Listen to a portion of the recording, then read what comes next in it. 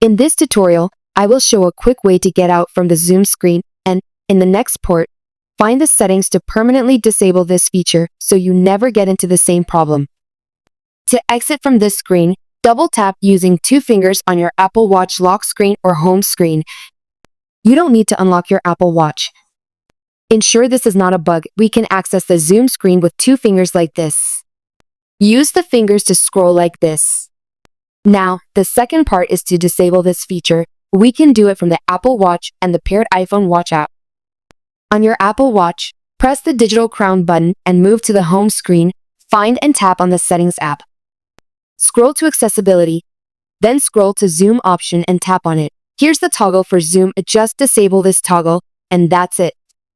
As you can see, 2 fingers double tap deactivates the Zoom screen after disabling it. And double tap on won't work. In the same way, we can do it from a paired iPhone. Open the Watch app on your iPhone and scroll to Accessibility Settings.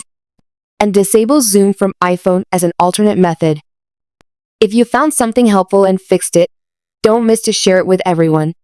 Thumbs up for support and comment below for any questions.